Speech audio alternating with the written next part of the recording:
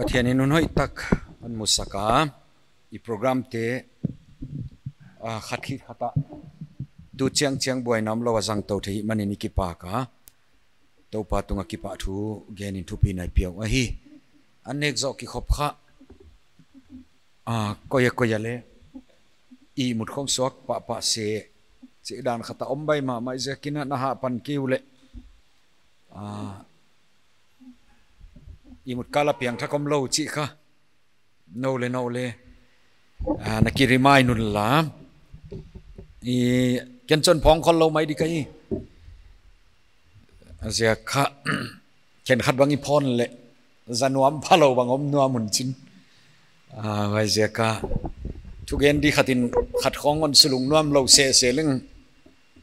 ngai sak lo diu china wong boy wai lo di chiang an phong lo di kai ka chi dia no kyang atu te na ki phong de na ki pan pi diwa I mut tu swak thei sai le bang teng le de na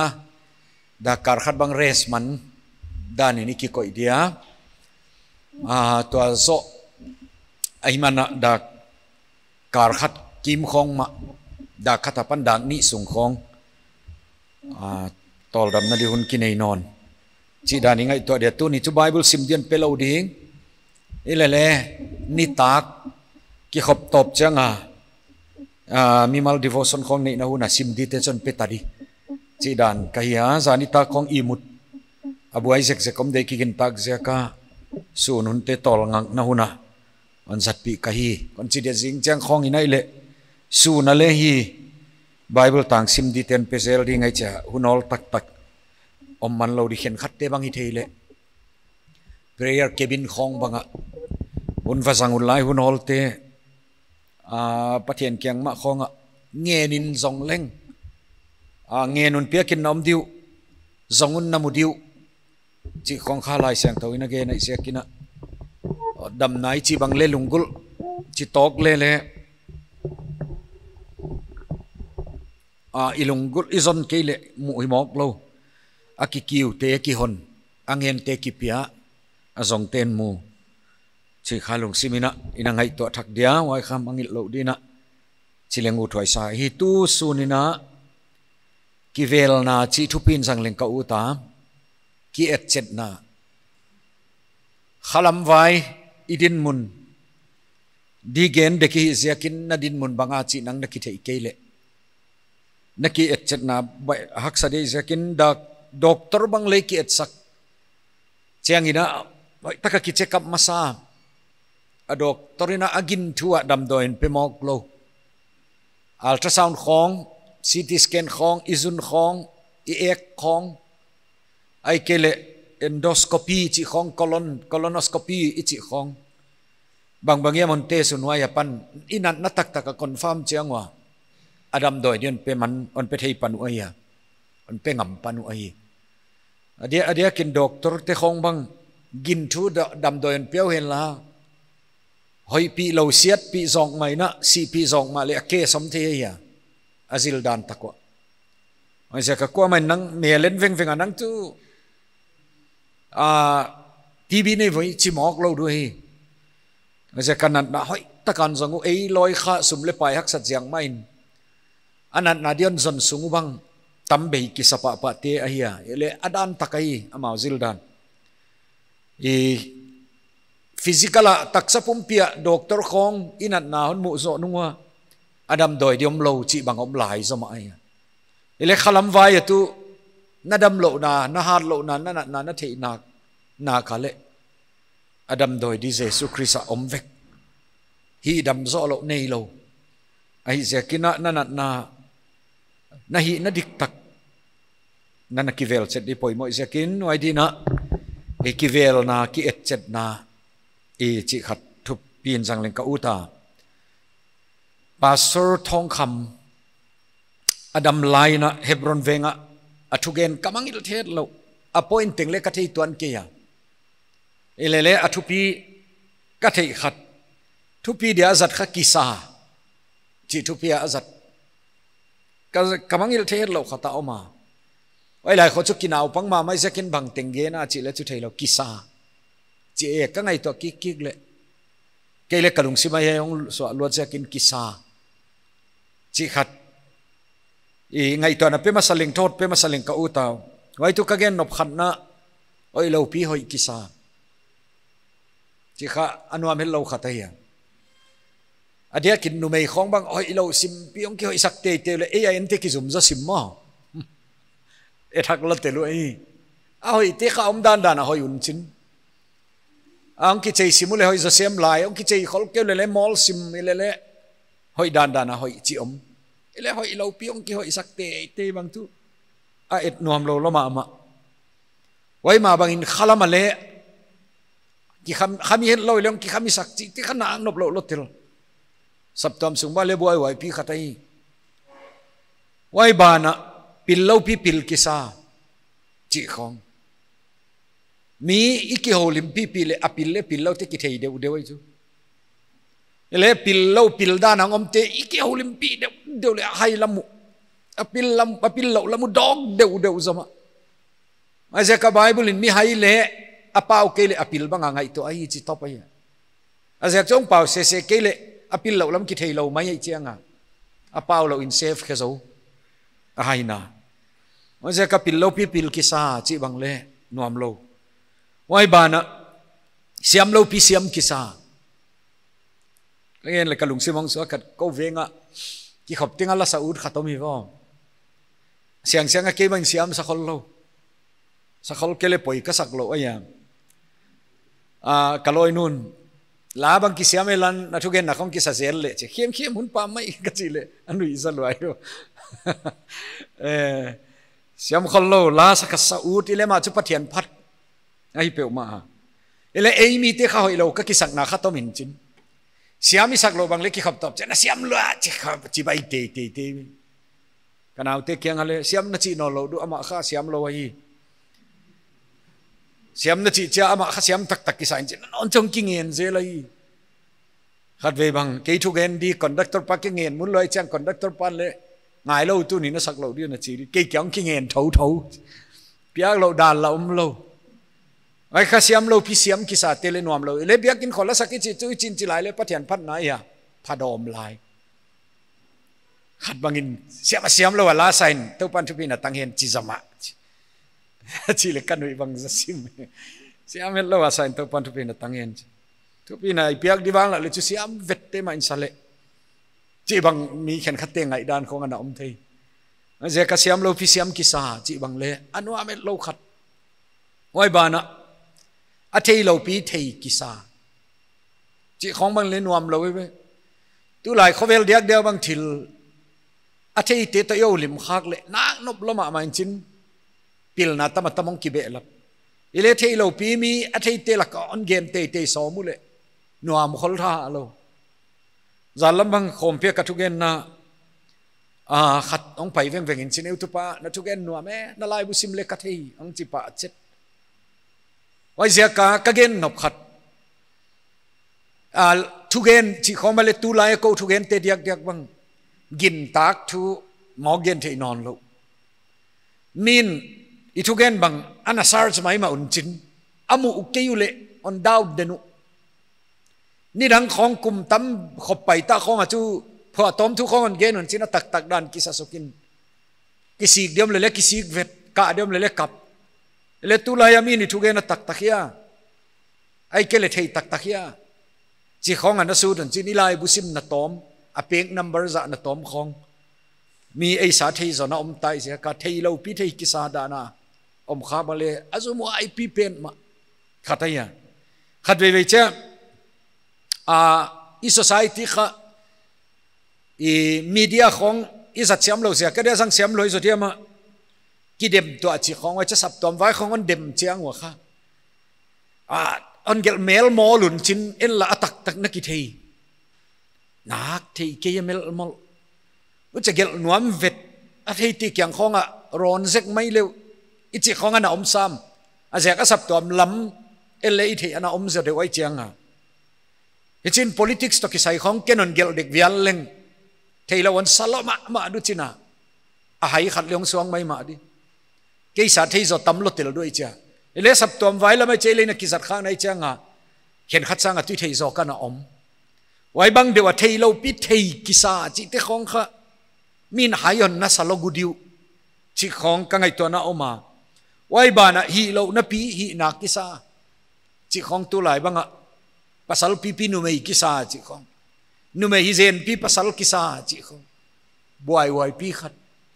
ai hi lo na pi hi na kisa khat bang zu kham cha officer da na ki nei chi khong om mo khi mo a kha buai wai pi khat ai mo zanita khong ba le sim nai nai cho ami te chu kenon thei tha lo kai oi ai wai chiam thei lo kai ai ja ka kenon gel leng chiang vet pastor pa ben gel le chon thei si mai chianga ke yon chi nai ve chi du nai chianga kenon thei lo open challenge bang ball mo ka pastor pa na gen zan bang open challenge ball khadam chin tu singa na ball ngap lai ai chi le ai tu pa ki u chi da na hal lo le tha lo ke ve chi chi na sa lo ke u chi da na sa hal lo le tha lo kai chi ai la te le ve da mo ball no lo di mai wai je ka hi lo na pi hi na kisa zo khong kham cha hat lo di kisa ile le min nol kha jek le puk dei dei chi khong cho zanita ko king en ngam tha lo won von wam phial di nei cha tu kho chu king en ngam pan tai ve khát bằng xin rõ livo kem lụt dia kisa kei thu gen dian samu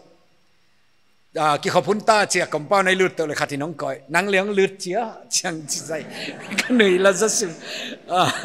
y ông lụt được cái với chị phải đào mà ama bằng kha zuan na kham lo ma mai chang đài là sang sim thôi chẳng tom khia khi gu kitan kong pai wa kaga ro talo pi pe kon po ku ngai zoma na ke wai lo tel tom khe na va kai lut de kule ngal ha pak sa tum kik la chi ang lu tu non lo dan khata eu tu panang zol sang mai di chi ka ba zol le ong lut ki kut wang lak chi dan khong ma hi lo na pi na kisa kham chang bang hat lo di kisa le hat ma lo chi khong boy wai pi khat ile ka gen no pen pe chu piang thak lo pi piang thak kisa hi khak la wai lo tel apil lo pil kisa zole kita ta lai sam ve o hoi lo hoi kisa chi bang le koi munia ma hoi na sa lem tho dia hi asiam lo pi siam kisa siam na sa lol mang lem mai thei ei thei lo kisak lai thei on na sa lem di ile le piang thak lo pi piang thak ki chi chu pathian ki khem zo lo i mim de zia kina nai na ki thei chat ngai ai chi tu su ni na ngai to na pele chi nu thoi sa ka ken tu khove la dia thei ki thei chet na de poimo ka sak pen chu ka pian thak na ka thei chet wai kan aman pham de ging talo chin kon chidi khen khat te zinei sa yom de zinei sa tengin khut ilik zo lo bang za kim khong ai mi percent ka thei nei nai lo ten khut ling ni ale zinei lo mu zo lo chi zoi keu te ma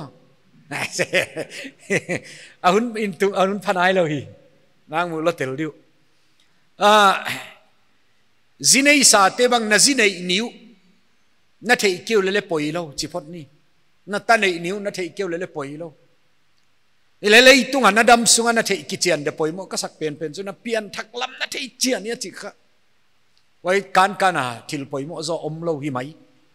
a zek chu tang ton thi lai zekin mi khat bai na thu gen na ta le naw i chi ti khong i ta ti kha i nong leng la hi mai oi bang taniam changa tuan sanui mai ai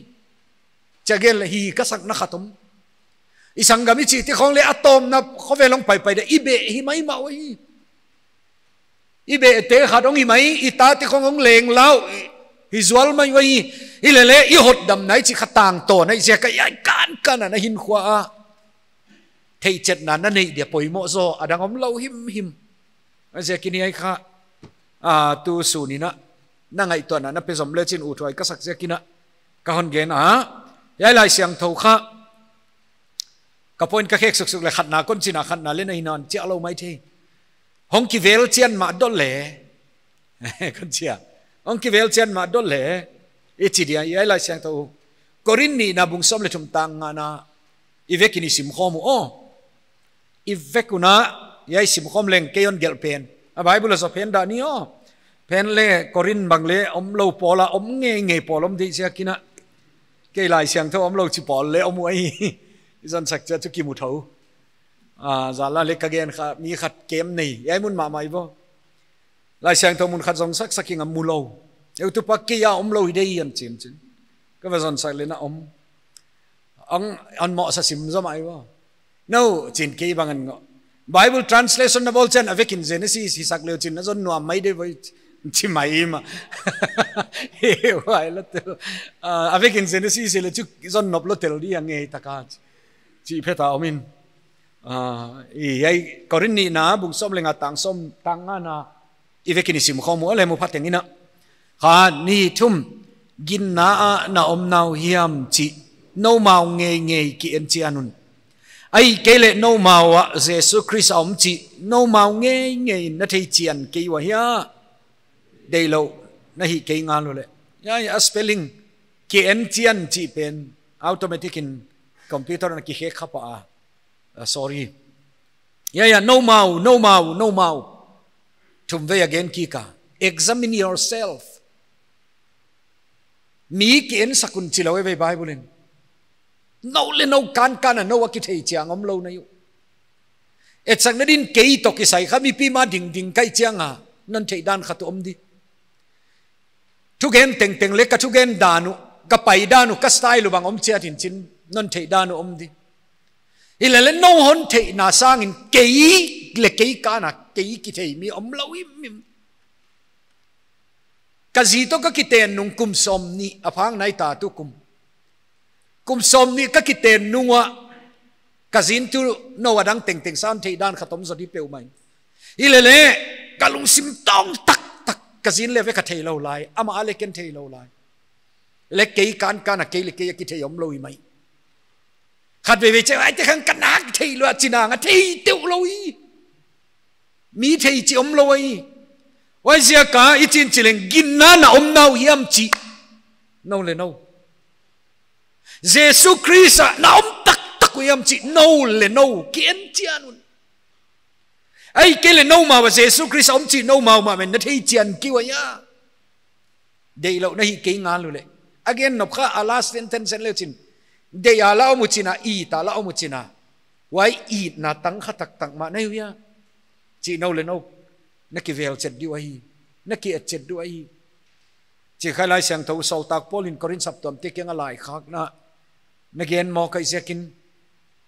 ichin on chileng na piang thakya chin khal ni khong ichin ki mai to en ki dong leng piang thak akichilo tak lem lo mai the election khatin chu alive ain khozat dan khon enen dion chin ki hing ta zo lo kai on chilem diu ele piang thak akichitele tak mo tak lo chi pen kha no kana ki theyom lo di mai wa sekin na Jesus kanai na chi nang lên ang kan ha akithe yom lo di na isiakin anei chia lo pian nei na kichi le chu nang le nang ki khem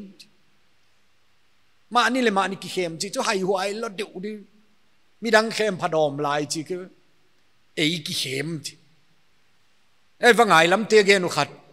ka ji te kholam te man again thei khongom zelin chin nu pi khat kha zo again gen le mi khem khele to pa man ging ta chi khatom sakhiu malta kha achi I the di te wai I goi voi khit chang atui laka I dia suk le a hoi te an tum sukin chinwai te I the le hoi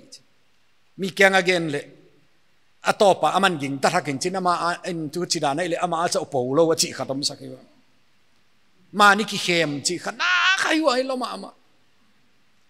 eu tu pa reverend thang khan gen again khat a khwale chu man again amy ya ken cha khwa kon gen ke ama kha hay na khát nein pil luan na khát lên này tăng vào chú hi tăng vào upai lấy lại thon chi nunga cả pan mu ngei lo im mi mai che topa ama adi ama le ama ki gelin chin ki khak a chi khatam sakhi yo nal ka sang mama lai thon gelin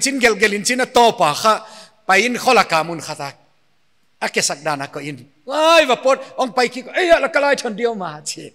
ama main simin ging ta zama chi ei le ei ki khem chi khana khai wai lo ma mai sekin midang khem chu a ho ya het ke na phadom kon chi lai dia ei ki khem chi kha ngai wai lo dei sekin gin na nom nau yam chi midang ki en sakun midang ki examine sakun chi lo in chin no le no dia hi oi zia ka I thu gen ni chi kha kwa dia man na ngai di lo chin midang na piak di le lo chin na nga di ma in ngai la nang ki che ka po ki en chiano piang thak tak tang ma na hiam chi kha tu su na nang le nang na lung sima e na ki ngai to di na hoi ka sak ai piang thak lo pia leng pathian na sep khak the ana hi lo da na hiam kei le ka testimony neu chi ki chinun gen leng nidang ina bible zil main le pathian e pina to na ki good boy chi mai ni akham the azu asate lu lo himim toy lai la pola na ki tel pa ai changa im falaki om kum guk sung la pola hoi taka epsel la wakitel to ni chiang kho ba le la pol bang kilung leng pha ban lai aja ka ta ti khong alian pen toy lai la kong lut ta ken chu ka encourage ma la pola tel ding anwaya pa pen tu kumile pichingong lut non di la pola tel di chi te kha ka ha gen pa aya je chu la pol khonga iki hel thei na ichi khami hinga dia ilai fa nuami sa khun lai khonga na hi eu tu pa khub zatun ma on copy len zohan bung thum tang som le guk thei lo zo zi di le nei da mai wo chi dan dewa la pol khonga ki hel thei chiang zek lo zo christian in kwan on kepi dia muan wai lo wai achi nuam kai phial maya sap to min kem bang bol dek le atoi lai la khong amakai naw pangeu tu khong anaki pang to den ai changa upatel len muangu kem vai sai pola ki pang den hi thei za za naki pang to den ni le le kapian thang na tak tak bible zil de ka kwan south india kum khan na kazil december som le ni nia piang thak ka yani tak dak sagi vela ani le ka thei un le ka thei chana azak chu pi ching kai pek nu nga piang thak kai siakin wai ziak ta geni chin kon gen dia hot dam na tu gen de qualified ka kisak na khat kon gen di kapian thak ziak ai mai bible ya kazila wai teng kazawa chi te hilo kele piang thak kai zaka hot dam na tu gen dia qualified ki sa hi pot asiam siam lo the thu tom wai ziakina pian thak ma na to ma le nakizang lo ma la pola le kum guk epsel lo khopa mi in khoki om I kwang sil to in zut to I tui toy to I anuan to I lapol telut to boy boy tho le hun ki pete te mai to la ki khobang le epsen lo pian thak ma le thu na gen mai aja ka toy lai chairman pau ama sin zol khomi ya talent nei ve thu gen the na bible zil din kwano on chi chin to pa ke le pathian sap na on pek ja ka kwan ma ka ya ka gen nop ei thei na khom a pian thak ma le na ki jang lo tho mai ja ka piang thak lo pele pathian na sep khak thei ana hi lo ma ngu te chi khat ka ngai to na ma bible le wai dan ki mu lo tel pian thak tak tang na tel lo wa pathian na sep chi bang len om lo yai lai siang tho bang el le chin din mun ki vel na di to ki sai na rom bung som na tang khata pan tang thum rom bung som zinei nai lo teng khat ve ding khom dia nong ding la ke to tang khat nai sim khom ki so khal na ko min tang wal lai te tang wal lai te wa che tang wal thak te ba le ngang che anga zinei chia lo teng ki so khal na ko ma hi tu hun pen ki ngwai se ke la ma te ong lo mom si moi ve bangya mai le pang khom di chida nei pe ma diu tang wal lam te tang khat nai sim khom ole kha ni thum unaw te o kalung tang de lam le amawa dia pathian kianga kathum na pen zo hot dama hong hi the na ding ai na tu ale pa pisa ya kon khen yo ya pan ya lam teng ino pa pisa teng ding to ale ki su khal zel ke le tu hun khapan ek ngai yai sung khalum loma mai chin e si li ki wa ki koi nine chin ang lum tak chang kan na lo sim vo ang zuk le la tung lian loma main hol phot ngai i mai ma ke banga jang mun deu ka heu tu te kyanga asiling le bol mai na to sa su neu zon e si tak jang le gen nai nga naw pang thu gen on chi bol lai dia tu tan on bol pi lo le gen tho lai di chi da na ya I sim khom ole tang ni na kha ni thum pathian lama phatwa mangayu chi ka thei pi ahi himale thei na a hi wakin zo a hi keyu ki pa wai na tu le elama ปาปีเต็งต่างชุมนาขาดนี่ชุมปะเทียนดิกตัดนาเทโลอินอามาวดิกตัดนาลำเขียกตุมัวปะเทียนดิกตัดนาอากิเปลุดซามเกยุฮีกิปะไว้นะตัวเลยอีไว้กองข้าปีนี่เตกันเลยหอนเทลายดิน้องลายไหมวะองหลุมหลวมหลุมเป็นมะซิมอารมณ์เจอีมุนบางเรื่องสวกทักลายเจ้ากินอีหาปันเสกไงดิเกลนักพี่เปียกิกงเจ้าเล่าฮิพอดไหมตอบลำจะตูนนนิงเซนดีว่าองไงคักซิมเลยอียัยไล่เสียงเท่าซิมนะนั่งไงเลยโซลตากโปลินโรมขวาคริสเตียนเตลายธนาคารคิดอีเลยยัยเกลมอคิดนิวลำกากันนันเวงาสับตัวมเตลายอนคักเลยยัยมาเกลไม่มาเดียวทีคิดกันเกลลำดังตัวคนเราไม่ทีเอ็นอุณเอาเที่ยวกะลุงตั้งเดยลำเลยเอามาว่าเดี๋ยวปะเทียนเกียงกระทุ่มน่ะเปลี่ยนหม้อฮอตดำเอางี้นั่นเดียวเอามาละจู่ฮอตดำจีทุกคนฮอตดำนั่นทุกคนอ่างไงงับนอนดีโลผัดตัวอ่างไงเป็นมือต่างนี่นะบังปะเทียนละมาผัดตัวอ่างไงอุจีกระเทียปีสับตัวไว้ไอ้นักเลยตู้มานี่น่าเลยตอบสันขบเดลงับสับตัวมาดีนาลิเปียก็กิเปียปะตัวมึงไงฮิเลเลโซลตากโพลินไว้ที่ของไอ้เจ้าฮอดดามองฮีเทน่าดูฮีเวลกระทุ่มสันปัดตัวมึงไงน่าจะทุบพีเวลฮิเลเปียงถ้าฮิเลหอยดีอ่ะจิเลเลตักไว้ด้านน่ะโซลตากโพลินมูไอ้สับตัวที่บังเลไลจนนคักเลยปัดตัวมึงไงทับมุสับตัวมาดีนักเลยไอ้เกลเลยsocietyดีนักเลยเวงลิปามาดีนักเลยพัดตัวไงลุเตลุอีเลยพัดตัวไงนั่นตันุเกล้าฮอตดับบิเลวชนะเขาอิมาดีจีคนไลน์ข้างเลยตุวายไม่มาดีนังบังกิซากูบังอนจิมุกิจินวามพิอัลไม่ดีวันนั้นพัดตัวไงนาดานุเลยฮิชีไลปัจจัยดิกตันนาเจริญอามาวดิกตันนาลำเขียกตุมุอามาวนาเสพอามาวฮาปันนาติของตุงโตนาวันกำกายไม่เดียกิโกยเตมิวอาเจกจะทุ่มเท่าดิวอันงอลทุ่มนั่นเลยหอดิวสับตอมไว้เลยหอดิวคอมเปียเลยหอดิวเอลัมดานี่เลยเกมาเล่นนี่ไปทุ่มไปลุดตัดดิวนี่เลยโซลตากโพลิไลจนข้ากินจินหอดดำมังนี่เลยหอดีอ่ะอาเจกินะเพียงทักเราเปียเลยผัดตัวง่ายสับตัวมาเดี๋ยวเลยปั่นเทลเตละในดานเนี่ยกำเล่นน้ำไว้เดี๋ยวเลยปั่นเทลเตเลย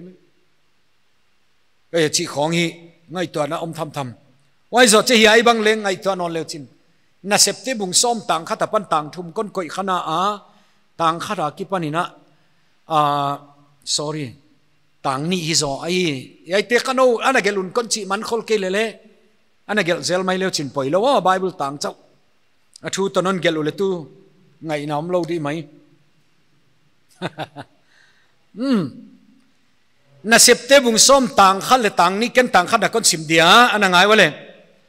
ไกซาเรียขวามีขัดอามินคอร์เนเลียอาโอมาอิตาลีโปละจิวไว้โปละเสพไปจะเหวตุปาไอคอมมานเดนขัดที่ตัวแกเวียปะเสพไปคอมมานเดนขัดอิเลเลียมีปะโมมีเต็งมัวมีขามีมูเทดีขบปัทยันลาวมามีอทุปีดันเสพไปเหวตุขัดเดียเกันเสพไปเตทุปีกษักเสพไปของไอ้ตะกับปังอินซูบังดอเน็ตเราของปังกิวเกลเตตุไม่เราอันบังกัจจินไอจิเลอามาว่าฟรีบังอะไรหอมไม่มาดอนูจิเลอาจารย์สตัมลมา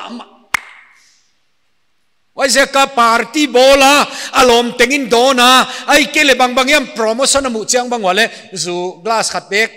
ดอลลาวาสตาร์เฮียมบางยามเปียกจีฮักซาสาวขบะอมน้ำมุนใหญ่ละเล่ไว้มุนละเล่ดอนnetลูกเขาอมกิวเกลเตะก็มีทุปีตักไอ้ปาเลโมอุจิบังมีได้ต่างนี่นั่นสิมเล่งอามา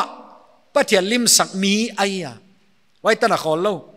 ไอ้ยินกวนปีเตะเต็งๆตัวปะเทียเล่าดานเสียมุฮีไว้ตั้งแต่เลยขอเล่าไรมีเตะเกียงถิลชนเปียกตำเปียเปเซลไว้ตั้งแต่เลยขอเล่าปะเทียนเกียงอะไรอัทุมกีเก mi khami pen te thili teng hi zoi ai pa ngai to ri ai pa pathian lim sang mi ai sa khomi pet mai ve se pai hin adin chin pathian ni khong ei context ai thei siam na din se pai nai chin pathian ni teng khong bang biakin pai zo hi mai thei sa khomi ma oi bana ama kele lo azia ta tele pathian laudan sin sak zo khopa ke bang in le ka phak lo e chinon chileng ken pathian thuk ta gen laya ka sangam tin gen pi lo lem thoi on gen pi lo tan ile padom lai ana le pai pol le mom tho lai uchi komini ai mi pa mi te kyang thil thon piak tam pia chi pan pi ngai te kyang ban zak taga me thai te kyang le pan pi na peden wai cha thum gi ge mai ile yai chiang amo a hin khwa be le piang thang nai lo lam dang thu piang thak lo le hin khwai cha zat the anai alai siang tho sim leu chin pathian angelin Peter ho pin chin Peter kyang a Peter waya Cornelia va ho pio counseling va pio che Peter va kwan in chin Peter in counseling a piak le ong piang thak in chin cha baptisma ong tang thak ai ai pa a pian thak ma thili mi pela ngai to na pele chin piang thak het lo le mo pathian lau da na le om the thum the in kwan ki khop na khong le bol the ile le yai teng a bol ina pathian kyang tun zo to lo de zekin ama ade nak poilot tel zekin na hin kho hoi takin en le chin khen khatte bang chu de ka ki dek zo zu le lo kham thei gui thei tep le muam nek le don le ki kem seng to biak ki le nai oi lo na di le nei tuan lo piang thak ki sama ma ele tak tak nei khanai lo chi le om thei zekin ngai to na peri yai lai seng to le en no na le mathai bung sagi na tang som ni le khata pan som ni le thum ana gel no na le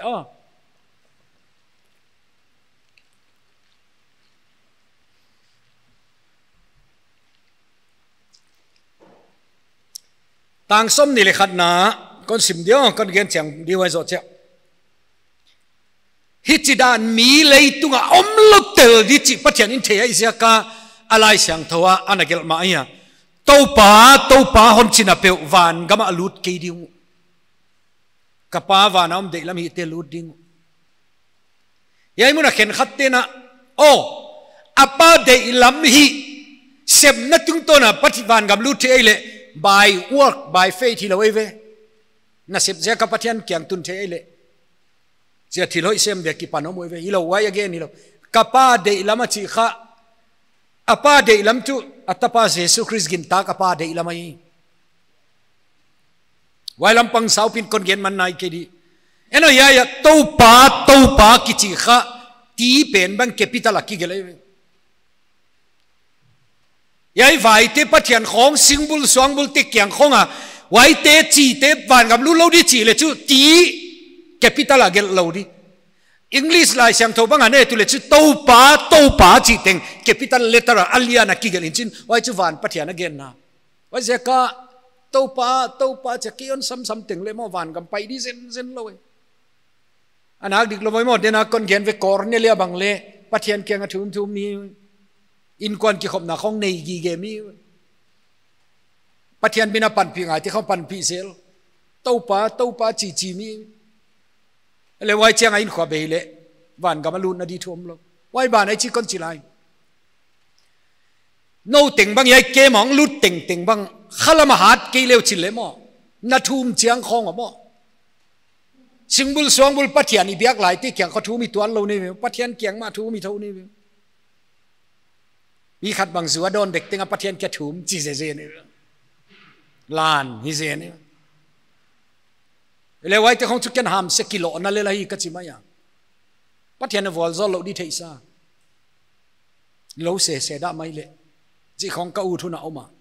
ka gen no pa khamin tu pa chi sum le pai corruption ne gung na kho kelin tu pa chi ai na ta khatom tho mo khat ve reverend khai sa khamin again kham the hi khat bia kin ki khom diong pai chiang in bằng gu de kai do chin na yen vung vunga zongol ve khat bia kinong ki khop cheng in abang ong zongai dia o kham manin te chi khoi ni na ele alaka sip ne gu te ong ki khop cheng ina la bang i sak cha khu thong be ngamu banga kilam dan na chi i thoi tam pi pi ne gu din thum bang ha che sen to pa chi leu le ka pa wa na om kyang tung tuan lo du oi zia ka mo to pa wa chi tam le ngai lo chin na hin na sung tong tak taka oi Jesu Christ la leon dam pa san na omia chi pen poimo lo ma ama na tang som ni le ni na bang le ken poimo kasak ma ke leon khoi kha khat om zia kin wai ni chiang in chi voi ai wai ni chi khawai hom na ni ge na ya judgment day wai ni chiang in abana asen athumal na le mi tam pi chi se lai mi bang za yam chi le tu ngai dan khan nei di kai mi tam pi to pa khatna naminin thu ka genu van ga man lut sakin chin ka kyang ngen diu chi yai mun pan mo na lung simuna piawale evangelist tampi pastor tampi pathian thu gen tampi pathian in le azat ichi zen ma piang thak lo le tampi na om du ai la wai ma question khat kon dong zwal na ngai dan mai mau adik le poilo adik ke le poilo don thei mi piang thak het lo khatin chial pi bolin pathian thu gen le mi a piang thak thei diam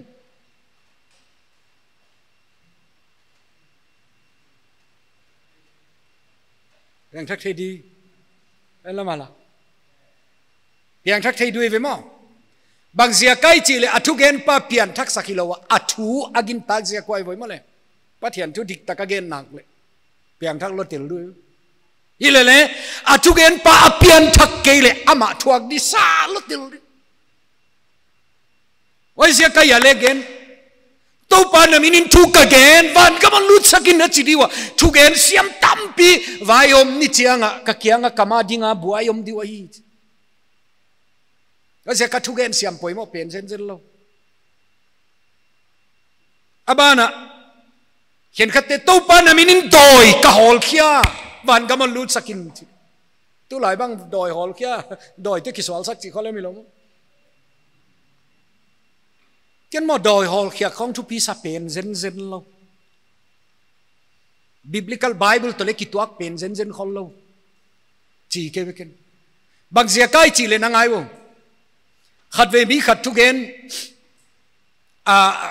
a bible gen dan dik kasak lo omin chin kwa chi chu kon gen ke di azia chu thu gen khatin thu gen dang gen chi kha chin chi lo oi zia kin oi kasak ke le ka kep mai di chu hi thu again na khata lom te zo nu nga mi thu miam vatu hi ve ngo kawan mu taka kha kawan chi bol pathian na sem che doi le hol khe thei lo ti khong ka ging taki khong an chi go pi ni pulpit ading va sel dal la om lo bible nak thei ke ka chi khatam he bang zekin eno jesu leitung ang pai lai amo ging tu masa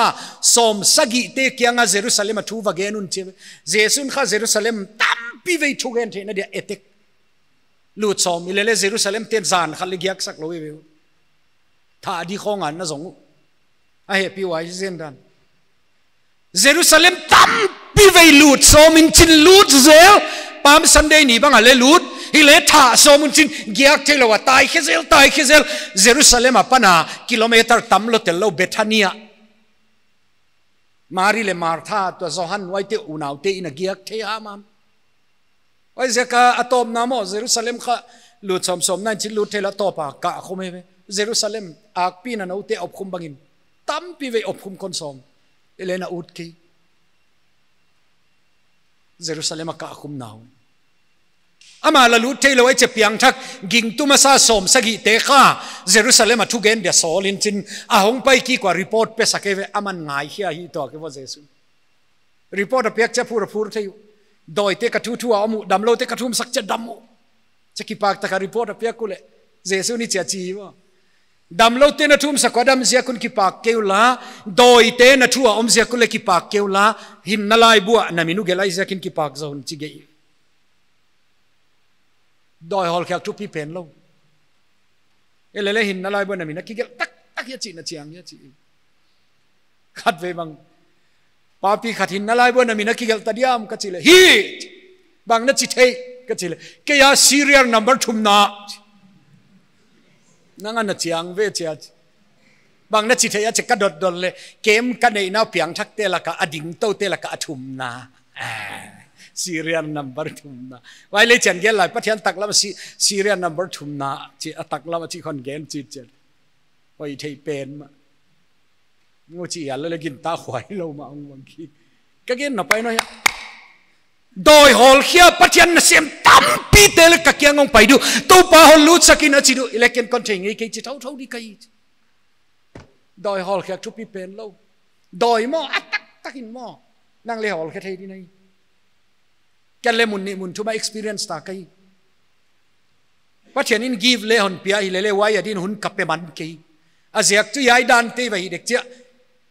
zop zop ngai in chin e la ithugen na di izin khiang na di tamai cheng enom doi hol khyak to ki sai a bible to ki tuak yai dan ni re ve chi khat ve kamat luan na khatongom a veng le kon gen dia zion veng a hi tun chu veng dang om ta pol kwa sim nu mai khat suna doi in subuai dak som le khat lak vela ke office on phone va pai ka thum sak le ong pha veng veng dak ni lak vela phanon on sam non va thum sak phanon zan dak khat vela ya zion venga go sut te na ka om lai wa hiam zan dak khat vela ang payun chin bolero ka in kong ang kholu ka get khong ki wang kiu bang thu ma chi ka va thole pathang ko tu dang ni tan le imunai lo bu ai go pen ma ong thum sak thang mai ve ka loi nun khol di zan a bolero ki pi khiat chi mok ke le kong zui mim di ang kong pi le ya din bang ala wai diom dia amal len chiam ni ka va payu le mo age tu kha oi lo khol lo chini rang va ge thin chin ka khoi ging pet le ong ki kongal asunga mi sagi khoi na le tu wai mi pal lut sak keun ka chi lo ya lut phei a in ka khong gwa khong ai changa oi khol lo ai changa ka lut phei pa le kong ka hon bel le alet u ong ki tung khian chin on del phei ka oman tuan ke ya polam ki den na in ka khong ki na ging lom mai zan lai ta khi nuam cha lo ilele wai lai ta ka lai bu sim khat silong a khat ve ka va pa ya Daniel Hauzel ata papa do in kumbang zem suboin chinaman le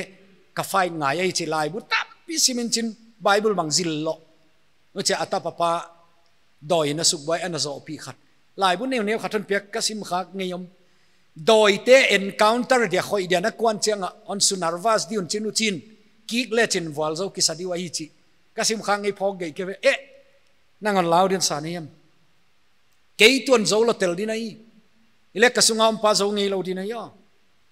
ahum sama le ninga oneno ka chi cha nenu lo onenin ka chi chi la nenu lo to pa lai onenin ka chi chi la nen chin mit khong san san gel gwal nanunga tamu ei nanung khonga chi mo za la ya inung khonga tam ding aman moi cha chimul bang ong thau ve le bang ta namin bang ka chi cha Lucifer khong chi zama alen te kyang hoi tak le no yai asub bang se kan sub boya ka chi le ka that dia hi ama ka bang se ka khoi chi le kaw in le a khoi hin chin kaw to adang dang icha khoi we bang se kan khoi apuan na khat Justin Bieber in asil dan de khat ya lo khat dei go in chin ana khoi ek dan we tha ka so ma hi ai le puan nak to ko yom ka chi le wa ya ai in song tung ko anu le ka ko ina ka thei no lo wa hi chi phal bi puan in chin ni pi la mai changa wai ti khabek lian pi sunga akoyu ko yom ta wala dile ka chi le lum ngeu ngau hin chinong thau vit in chin kal to ko le zui to a bek lian pi ton dok khian chin anuai nung pena azi par honong in chin an dok khet anga pom mai anon pia kule ka kha pan di ken sut khiang anu ke wa halo pia ngai talo zen a khoi pe le thei ta kai chang ha mo a in kong nu ui lai nu nga khat na dei le nang le mi pi ching ne vai na kilo dia na le lel ke mi a eng chi mim kahal dek le anei nut eat simin chin eat ngai lo halo yai pe mai le lo mo chen dei go le chin chin na piang nge le yai doi te tu nei na kita lut hinita piang ngai lo na dei lo tu le imu non che yai dan ken kol le sak di halo hal sak khoi thâu lại to pa ka thum sak le ong zo in chin ong oi le ka pai de ku le ong nui ro noi ong nui lo in chin hey an khem zo din ki savial ne chikel le del phei len sak thak yai a khoi mi bang za ne wa chi kon theyut ki ile le jesu ngen di nga hun chiam tung nai ke le tu le tua god muna hon khom de jesu ngen di kai na kha ke di le ka chi le ngen ko ka pot di chi pa che ke le pot nai ko ka chi na nung nan zui ngai ki chiam sak yai minu ka suk boy no nu le hun chiam tung nai ke le jesu in god munan khum mai chiu ka chi le to ma ge na wai tengon zui le ong zoi ne pin chin pot veng veng wai nung cha khat ve ma le a khoi non ke ya pa khum za tun ke la khwal zin di kai zekin a hot dam nalam council nga na bo sang mai ve patun ka chia ama le na ho pi to chu piang thak ka gen no pa doi ten le mo hun chia ma tun chia ngwa gon mun lut diwa hi pathian in khum di chi na thi lot te lu jesu la we bible le gen jesu min akilo na doi te atayu ase piang thak ke le chi le mo doi na khoi khat jesu min in hai takin ang san takin nget sak le chin pot doi nangon lawi lo amin na lo pa jesu lau ano doi hol khiak ichi khong kha poi mo pen sen lo ele hin na lai bon amin akigel tak diam chi pen na chiang ya ai khatunin ken khaten chiang le yong lu dia nun chi mai theu ken khaten chu kei chiang kai thei be ut chiang lu lem di nai idin mun le ki bang lo wai kom mo eno abana naminin thilam dam tampi kai zel lo ya mon lut sakin sapau ele miracle thu gen pathian na sem eno dam lo te khong athum sak cha dam chi khong thilam dang hi thei le tam lo tai wei le tunga ile thilam dang hi le thi thei pe le lam da thu pi pen lo ulai ya khen khat pathian thu gen te mia ding lai khong chi che kho pu khong omi wa mo ken thu pi ka sak lo dan a puk te khong ding sak ile chu dan om sai nga a ding sa va puk sak chi khim ile beng puk zo lo ki di mo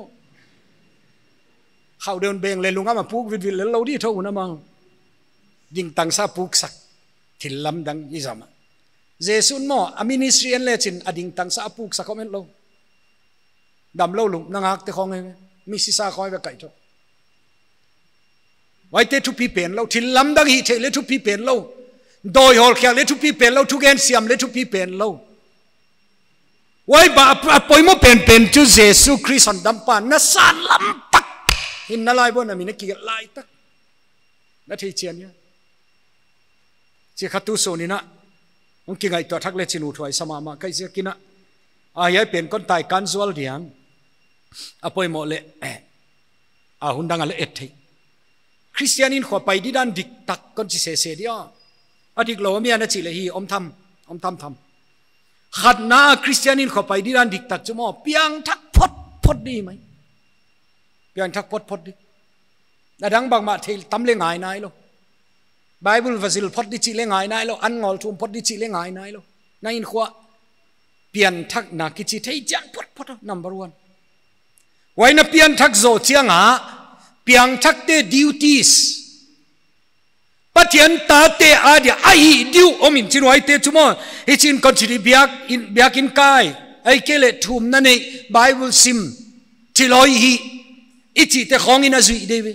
wai te kha duties khatewe i pian thak zo cha i pat di wai teng hoi ta kan ni nak le mo ut kele chile na hin khong ki kheng te di o chena hin khole ki kheng mu thei khopa ong ki khen cha nang le pathian na sep na wa ki hel ta di ya ve pai di dan ilai sap to ma le pai sa ko mu ai ka chi o me beken pathian na khong on sem mo ku atom na pathian na sem khat itep le muam khom va hi det kilom ke chin ain kholeng ki kheng Bible bangon simuthum na khong ong ki telu khom pi kho atom na piang thaki de ki ging taping mi om lo telu yo le pai kha ele poimo zo chumo pathian na bangza na sem ta chi le poimo nai ke nain khwa ki kheng ya chi le poimo nai ke Zudon azua sa to bual ma nahi kham thei kui thei to bual ma nahi pathian ni lon thei Bible le sim zo ke te thum zo ke te bia kile nai zo ke te nai le chilamin onet danu le tuam line te ile le poimo pen chu na hin khwa piang thak phot phot wai mai tu ne ibuai pi masak deku wai zia kina mi hing khat hin khwa adia apoi mo pen apoi mo pen tu ken tu yai apian thang na achian nge di chi ke yai chian di mai yai chian ke le chu adang om lo hi mai ichin khat ve kon gen thak lai yo number chum na hin khoki heng chi khat kon ko ya tu banga kigin ni jing kara pot dia ngamo piang thak bangle om di to pan na sem dia hi ging ta hi gin na kal son mai zekin wai cha kem chi khong pathian lung lu na khoi khai zekin lo le lo ching di vek sip sipa lo chin le lo chin lo bel kagen zo kagen ngam ki e chang ne din zu don khat bang don no lo dia thupung na la ele kha khat nung bang zu khat ve va don kha na in kon ten zan je ka piang thak ta zu don an ging ta khang an chi pa du ele na thi di khat chu mo piang thak le chi le na zu du na be dek te lo yo na kham thei du na be te lo ele wai te teng o lo lang be thei na ya ka thei chu mo lai siang tho simin la na hi thei tanin thum zele la biakin nai te in la na zu don pi khat na kham thei hi pi khat na lom kheng phot le chin atom na hin khong ki kheng im kei lai fa le ken thei kapian thaka number 1 kai pen chumo kalom ka kheng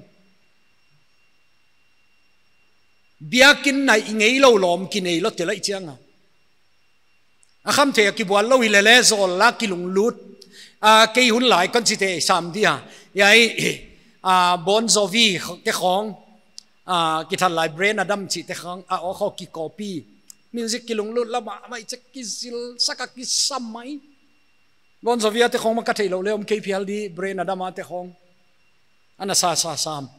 ke bang ala sa izen ke ko be na ilele biakin nai lo chi thei ka cha kong pian thak chianga la pola kel hel thei te lo ma kon nei le ka friend sal ko long ki kheng pa chek wayin tam pen ma an sat khiak sa hin ka thei pe na ông bồi mò đi, vậy thì chú xin tóm ni làm không chơi lấy hạ gen đi té ông hiền là tâm con gen man kia này kia được, bồi mò pen chú, na pian thắc đi mấy number 1, bây giờ các question con đột mò, mi mal chín na lung sima, anh kia dong lên luôn nó, answer na kia pian, na pian thắc làm na thấy chia nia, em nói piang thak dik tak te na pian thak la mu thei chiangu ai chi ke vekan tu azia ke lai fa le na thei loi ngamo toy lai na ki zangi nga nau pangeu tu na ki zangi nga la pola ki zang wai lai le piang thak chi to ka hi le pian thak na thu khomi na gen ei voi mo ei voi chi sam nai nga ka sunga jesu christ te lam tak thei chian lo kai Bible college kapian thak chu na thei chet loi mai wai ja kami piang thak khatin chu a pian thak le pian thak lo confuse chi om ngei lo di thei chian diu nang thei bangin mi teng ki thei chian khol na chi mai thei nai le mi piang thak chu pian thak lam thei ai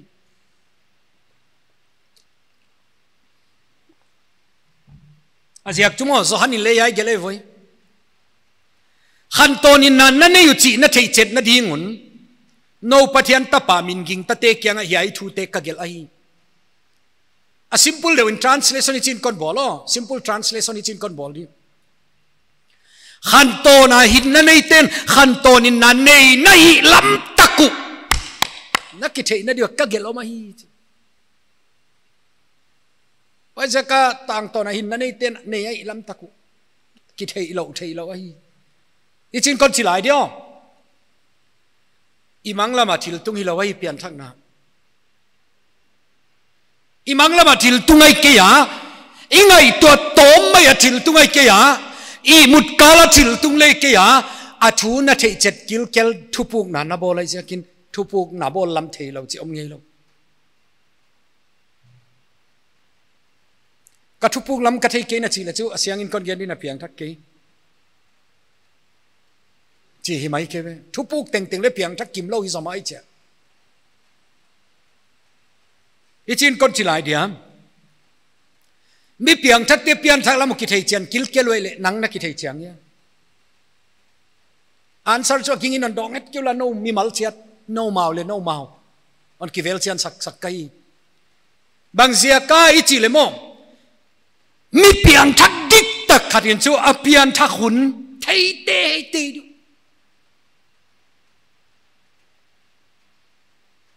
hat ve online na yai dan de thu ge ni nga mi piang thak in a pian thak hun thei pian thak namun le thei di ve chi thu ka gen le mi khatin anoi a comment na pian chin pian thak hun thei te ngai ya chi ana comment le khatin ke don ngai se lo wan na don sak piang thak le chin na thei tok di tôi vậy piang thak le chu thei tok di pian thak hun thei te ngai ya chi khat tu a piang thak ke a chin wa mi pa ke ve ken tu bang sia kai chi le ke lai fa le ya lai sang to to le ki tuak nen cha bible piang thak te ki thei chet dan len gen lai di kai eno yai na confuse lo na diu na ila ka piang thak sang lut om tok di na yu kum som pai ta kum som ni pai ta ai ke le kum som le thum pai ta kem masala khonga akum son lo ta izia ka ahun mangil chi chu om the sorry akum mangil chi om the ai akha le mangil ta chi lem the ani le mangil adak le mangil chi om the ilele kon dot nop chu jing mo sun mo zan mo ni tang mo chi bek mi piang thakin chu thei duai akum zo mangil ta chi om thei lo akha le mangil ani le mangil adak le kamangil chi om thei lo tel di ming khong mo upa deu le ingai to na bei deu eu tu pa reverend vung min thangin zal lama ya mun kun kan nei lai again khat câu te chang khong kum som gu kon pelule ka thei naw khang non lo ka thei sao le be deu ana hi mi ngoi ve i khal lai chi thei na khang to deu chi ni le mi ngi ni phak di tan kum som gu kim khong i phak cha tu i thei na ana be deu atom na mol gop an ni le kam lim lam thei non lo ta tên là tóm le thei non lo chi khong om lo tel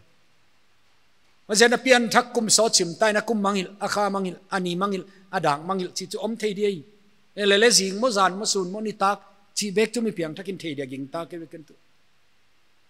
ke abang chu ni tak ken thei chang lo yai to ki sai cha kapa stroke ka ke munga khaguk sum khat ve pilang pil khat ve changa athi na mang khat ve bang mo a tu ten ka tu teo chi den te kapa tu te chi phol leng ama stroke ka khaguk ka kep sungu singpiong kholui bo wai ni kapa felang fel mai a theina hoi ama ap khwale phok lei lo tu na tu sakunga chi kun ngeu ko ma thu na gen u the ka chele hi an gen in chin ki so ala wai simpi kha ren gen ni bo ka tu te le ka ha laya sing piong khol chi khat le lo kapu den che siman khale na chi man mai nong khol de ko hi chi mo ki la hi sim nuam chia lo la ai ta kan gen in chin wo cha kapa fel lai ta ka dong pa na piang thak ya na pian thak na amuan na muang ngamia ka chile hi a hun na gen the ya ka chile hi ni ta ke ve koi muna wa ya a kem len gen ch yai dana ke piang thak lung mon wai lo ma le kanu dong non kanu ka dot changa pian thak na jesu christ hi hot dam pon dam pai chi thei ile koya ka chi chamun again diong om chi alo a hun again diom chi alo kalung simong nuam phalo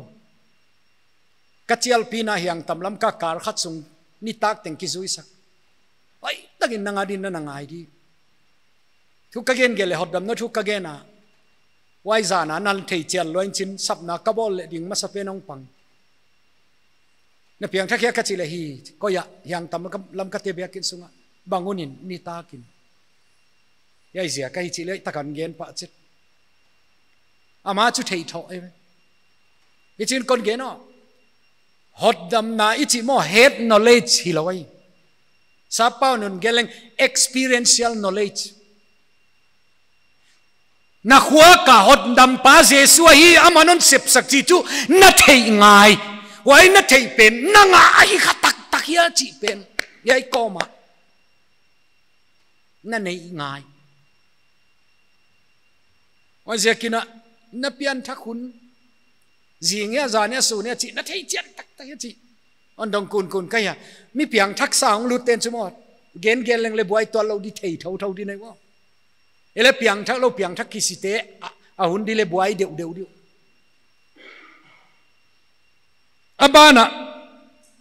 piang thak ki chi nai le na pian thak namun la koi mun mi piang thak ten chu amun le to ngai to khechet di nei pa ele piang thak da na ki koi ten koi mun pen gen di ka do boy hui ta u chen na boy thei le chu mo na chiang ke chi na dau thua lak to chi la mok lo pe ma di cha dau hoi le chi lo imim wa zia ka thu tang na thei dingu wai na thu tak thei wa na gin na na ngam tak tak ku che wa ya hot dam nam che chiang a i thei chet diom wa zia kina eno khen khat no chu bia kin sunga piang thak ke ma piang thak chal pia piang thak lam pia ka pai lai tak chi wang le om lo te luai Delhi pa pi kem thum vei ka wasang kha ei sap to ma dwarka pa pi khat bang chu ka kem dei tenga lu tut mai na chu gen na tenga tel ri ka chi mai chi thum vei na leong lu tin chinong piang thak thei lo amin zo le kon gen ke di tu lam kala mam tau zekin ana za son se le a hoi lo lam chu hi tuan lo pathian ni ta lam da li lak vela zo nga agaria van gwang in china to pa ka kiang pai bo thang jing chang an ticket lak sa pen I cancel mai dia jing hal charin ko lak sak dia jing cha ko ina counseling ong nei pi lai mai ve kei buai hi ve ngo thum ve na ke mong ki tel ta ile tu chang ale ka thei chet da tuan lo ong chin mi hu chi khatan pai san te leng kalung sim nom lo dei cha a hi mai ke mo chi ama le garia van pu tai lampia tai le traffic jam a ok chile agari sunga eutupa pum khothang la phwa ken hoina khat jong kanei lo jesu christ hoina copy in ama wanga dika simin ka omchi akiple ya ngai ile kemla ya jesu christan chin kagen to on meng matin chin oh hodam nai chi ya jesu om foi chin piang thak on phone gari sunga thang anati kan cancel nai keu jing chen pai chei thak di bang chilem lum nei ha kachile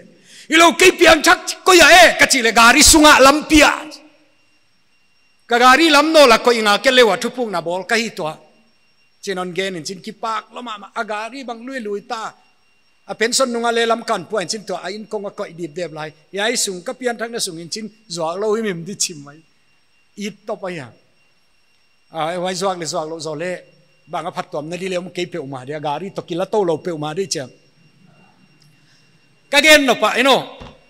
wai mi pa bang chu ko ya piang thak chi cha kagari sunga lampia gem chet mai amul let chiang ahul le ni ta lam dang li le dang nga ki kal thei lua wai zeka mi piang thak ten thei wa hi nang piang thak ki chi china mo jesu chu athua thei tho hi mai thi nei elele athua thei tho tanin onon dam lo ya bar malama thang khan thonin athu gen khat nal ka sang ma chilimim I thei ki jang thei lo hi ve o chi nei ngai chi again hi ka sang ma khat ve ken chu thu gen tele online ngai khon lo khat ve office kha zen zening ka ngai le ken dora van leidin na wakwana antang leidin na kwana na dor ngak pa mahazon panon pe khesok lo nang he gop on pesok ve krol som le thei kayo chimok le chin aphatwam bia ma chi kha om salotel ki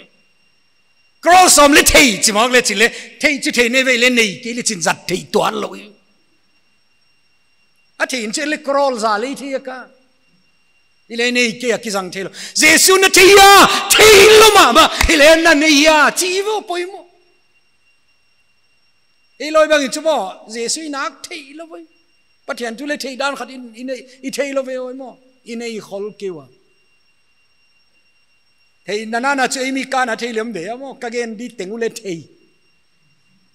tôi bảo cảm xin khúc bên again sek igen đi te à thị te chú tuam lại igen khang lo lấy thị tàu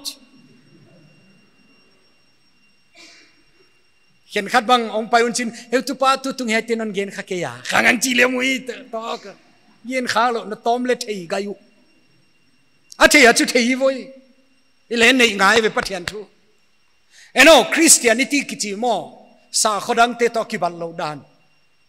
ama wa kha thei na tan hunin chin nei be ngai ton lo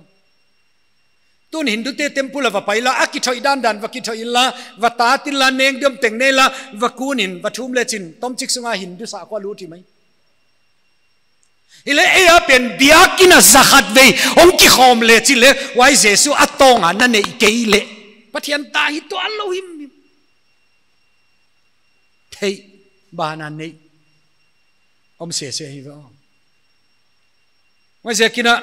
piang thak ki chitemi ki thei chian oi zakin nang na ki thei chan tak ya na pian thak hun na thei amun na thei khat kon dot be lai athula bang thua piang thak mi khat bang mo ken wang mu chi mai ma lel tak ei sap to ma EBC evangelist teacher khataya a testimony ka dot le ti chan gel lel tak yo tu lai taka headmaster hi zomai ami kwa chi ondong se de amayu no apian thai na ka dol le mo khat vei kwa tara singtanga huai khwa che khwalen gen in chin bible siminga thum na nei chat thum na nei nei ka nei zot thakha ta kong ha le ka kim ka kyang teng ong wak puap bu cha piang thak chi mai wai tengi mai mo adang om lo ka chi le hi an chin ya dan chu pian thak nam ngei lo ve ka chi le ken yai pom hi mai nang ging ta ke le chin le an chi ka he ong sok simin chin mi dang ke gen non ko o na se pu lai le ya ai dan piang thak chi ngei ke ka chi le ong ki ngai to ai wo ong ki ngai to thei wang la kin chin hai huai tho mo chi pe de ong pian thak ka ken chiam ni zama e le thu min thak hatin hak le ki mi kyang wak lel ma lo di wai pian thak na hi ta kin ong no he ma hat pa la nal ka sang mama ki piang thak di kai ka thum na le pathian ni non dong bang chidani ta chile khat ve lam ka hui pia ta dong nung event lao lo ma ka inu la ki soi go pai cha ai ning bel atopa ka thum le hui pi dai chet u che piang thak chi ma ki ele ka dot sao le mo atopa man le muang so lo chin it kel le chi changai to tho kai an chi ka thum zia ka hui pi dai ai dia o ka adai dek kwa na thum kha kai dia o chi to ka buai thak chi e wai dai dek kwa na thum khai zo di nai na thum zia khi lo de ka chi hi mai thei chi lai so yo chi le am thei ma e no khen khat bang chu na pian thai na bang thu chi khong cha ki pak chi mo ki pa chi dia chu mo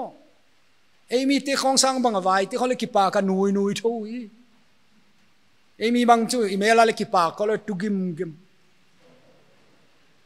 zalama silonga ke gang te la ka chel pi va bol ko sak je ka solal in thado te la ka nei thugen ki za phaba nei chang ki khom te chang mai tai sa lo loi cha i pi yo alung hang sa nong ki khopom chi mo ke alung hang sa nge na bang chi dana ki khom de nong pai yam chi mo dan emi ki hu ching im nge me mo ki pak le le nui na di khen khan khatin bol le nui ton lo tu ngim a khami chu hi tho ai dan de khat email po le chui dia imisia le dia ka gen no pa ki pak chi mo ka tu ki pak teng piang tha kai mo kin ก็บังกันเอาเนียวเป็นที่ปากเทยลามไหมนักเปลี่ยนทักเวนวางมือที่เขาอาโอซาจิมอกอาโอซาจิมอกของหมอตุลายอาโอซาจินั่งอีจะทุ่มดินอาโอบังน่ะซากมอกเลยลาวไว้ดิวิปะเทียนโอยายดันกิซาโลเฮเลนี่ดังลายเตียนอาโอมัลงัดกะซาอาจิวกะเทเสียมตุอมยายไบเบิลตุงตอนนะเยซูคริสต์ตุงตอนปะเทียนอีดนะอาเทเสียมอาโอมัลงัดกะซาอาจิวตุอดีเกเฮเลนะบิลบุกะนะเปียงดักตาองกิจิเตอีโลอีกะจังกวไอเกนกี่เลยอัดไปจังอ่ะเข็นขัดเตเกนนี่คิดสักลายอ่ะที่เสียมเราเองก็ขังจิเตมองกุยว่าอาจจะมีเพียงทักเต้นจะเพียงทักคนเล่ที่ว่าอเพียงทักน้ำมันอุเลเกนที่ดีว่าอเพียงทักน้ำทูเล่เจียงดูอะไรลายอ่ะอาจจะที่ไอ้ที่คนเกนน่ะเสียมอสอลตากพอลนิโคเดมเล่สมารินุเมย์เตบังจุมออเพียงทักน้าให้นักเกนสิทธิ์ไม่สอลตากพอลตุสุนีนี่ละเขาเมลละมอPaul nang banguna piang thak koi muna bang chidanin chileng aman gen chet chede Damascus Olympia sunan ne khunin ama bang chu Jesus to direct ka ki hoi Jesus to yai pa bang bang direct ka a oma ma na sakina yai lai siang thowa pathiani na Jesus tung to na san le Jesus o asa hi tho nei kwa ma pathianin direct ka ngau pi no lo eno mi hausa le lazar tan chini thei luat sa khatomi ven mi hausa pang sin chin hede sa gon muna tang ton mei dilin ai lo gon mun pai di tekinga khom na mun mei kwang sung hedes kichir lazar mi piang thak pang sin chin paradise chi le van gam inai lo wai van gam pai di tekinga khom na mun waiting set wai paradise to hedes ki gal mu thei wai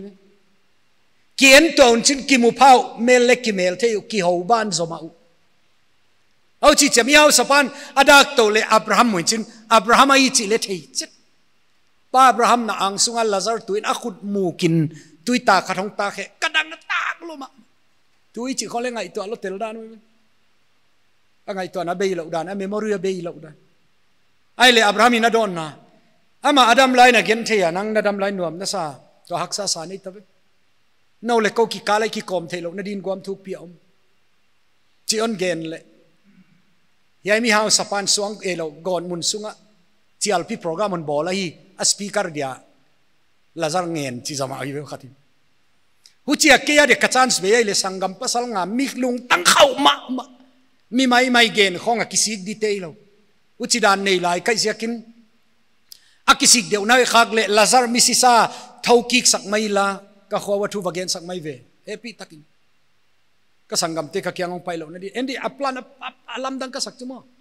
misisa khat thonon in thu gen le campers ya za chau khat te ulo di lam dang sak na to campers di tam du veng dang apal leong pai du wai ve ai pan le mi mai evangelist mai te pastor mai te thu gen khonga kising non di lo ka sangam nga te sa gopu wai zekin a sikhin sa thoki sak le lam dang sak na to na ngai du a kem speaker dia lazar ngen ele waya Abraham ina don na yaive mosi le zol nei te aneyu wai te thugen na ngai we wai te thugen na ngai ke un zomi si sa thono le angai tuan ke du again no mosi le zol nei te thugen a chi mo mosi le zol nei ten agelu yai lai siang thowa thu ki gel anangai hiaw he a chi na ase ka pathian in special a direct kan bilang ho pi non lo din chin yai pan sana no pi Abraham in leya ya thu te ma na ngai un chi eno sol tak pol bang chu chiang chit hi mai Damascus Olympia Damascus khwa Christian te soi dia pai lai taka sunan ne khun vela wana pan jesun wa ka salin chin ho pi wai se ka wai wak amu apan ami thal lo den che sol tak pol adam sung ting kasa aling tang a chi khong le ami thal lo ge ni dei chi ama la lai se ami zoma lai busim pe lai gel pe khatai chiang ami thal lo khata de chuna boy lo di cha lingtang wai hol la khyak sakin che nget chiang amo pathian ina don na ka he pi na nga di na hun adang on nget be ko khom chi lai on kon hot dam le hun lo hi chi wai ja ka alai khak te bang le mo aman gel kholo in chin Timothy te khong le mi dang gel sake Saul tak Paul ma chu pian thak namun le thei ahun le thei uchi komin Nicodem kon gen di Nicodem bang tu sun nei te la komela Nicodem nang banguna piang thak ko ya bang chidan in chileng on don na de kagin tak chumo hiai mi pa kha sa khoma kai ve Jesu leitung ong pailaya Sanhedrin te pola midang ten Jesu mat thei na di angai to lai wa aman kha Jesu ai te te ai mi pa tu lamdang na khat nei chi thein chin public na ingam lo nai chin zan khomia laya va na i kwa ma dang mu lo yai to ki bang chet covid laya heu tu bang zayam kapur kha ko mai kha ei sap tom te tun CEC chita Convention Executive Committee wailan chu BOT khong ichi isap tom pumpia BOT member mi nga khong mo COVID-19 laya zan dak som leni la ko ka inu counseling de ong payo mu mion mu dia la sap tom makai hin tai nga zoom kiswal la na to om kapian thak na la buai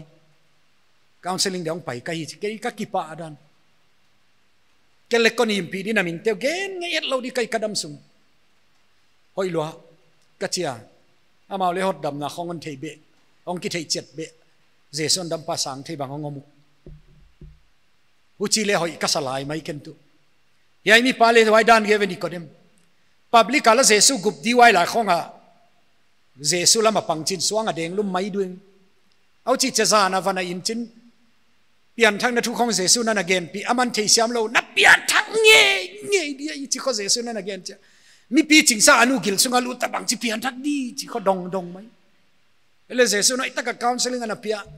yai mi pa mo piang thak hi tok dei chi bang zekin Jesu ahong si amo cross aluang ken kala khedi gim nam tuile kanu di hana kavui di cha public mu agum ngamahi chi ta aluang la khepa ni danga Jesu adam laya public ale gum ngam lo pa Jesu ta sana counseling nei wa je kaya mi pa bang tu ni nei la ka mi le nang banguna piang thak chin kidong le zan achi mai diam chi koi muna Jesu khebula bang chi pian thak Jesu non hil chian ai ai thu to achi om nge di wai bana samari nu mei eno yai min ule mi ginalo pasal bang nga khong nei khata nei zel ki khen zelu nei zel khen zel ginalo wai chiang amo zingkaral tui toy nu mei dang te luya om la ya kwan ngam loi ve ma ki thei loi che zum ni talam ni nem che luya tui nu mei dang te om lai le kwan ngam lo sun tang lai taka Jacob tui le ki cheve Jacob wela tui toy dia pai le Jesu to ki to khau wai muna Jesu thei chian nang banguna piang thak chileng ya minu non don na di tu sun koi muna Jacob wela bang twin thei chian loma mai che Jesu mu taka akhwa ta in chin vaki ko in chin ong pai wo ko khopi te ka thugen teng teng onil chian thei kha to ma hi a khote va chial mai ve Jesu tan chin ngai dia azami piang thak ten cho pian thak hunu thei wa hi a pian thak namunu Jesu to ki to namunu thei wa hi nang la et sang na din ya pai sukin la Prime Minister pa to kitwa su khazen zen le chin kita alam thei lo chi om khole lo de yo thei lo malakana gen u lo di china na tanaw te balon ngai sang lai mai thi ka gen nop leitung a mi thu pi khat mai to kitwa khak za lamong pai di lel bang le atot khak di hi chi tu kalam pi chei hanga mo Jesu to kitwa khak lai thei lo chi tu mi om lo hi min pa khong to lampi je pakize mi bo ke ka ngai to na kanui khong zai bo hi cha million ti khong hong pai cha alampi a hi na bangin don giu geu len po sak zo diom chi ke i lo na pi che chei mo a hoi dan khat wa ma le tang wa li lai pa khong ta ki don zama nu nga khat khong na pe be ki le dan tang wa lin pa le chi tel ngai du pi khol de ka gen no ya zor kon be la pa hi nào thế tunin con nghiền nó pian thắc làm na thi chian eno ya Saul ta pole pian thak namun na pian thakuna gen dia oma Samaria oma Nicodema oma nanga kigel di le bangun na gel di koimun na gel di bang thu apiang thak chi na gel di au mia yai teng teng kichian takana don the kele tumo piang thak kichida mayo wai ke pian thak lo nang non gen tan sak thei dia na chil chiang lo i ve chin mi piang thak ti ki chiang wa hi thei chan kil kel wa hi oi sia ka hon ngen thak lai di yai ki thei chet na om lo pin tumo ki mong muan het ki wa adang zole na thei chet ke le thei chau lo dan le hin thei ai yai pen chu khat vei te na mai to te de sia kin ka chiang khol ki na ama ka wading himim de chi to din ngam di lo khok chi teng kama kun de lei chi teng kama ki puang ding ading ngamom lo di ai ling zang mai di ma jakin na pian thak na chiang ya chi question kon dot be khat vei ding to o ke kong tu di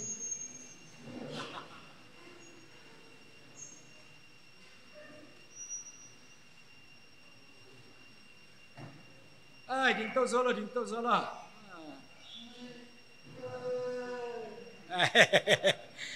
ngam dek pan panai mo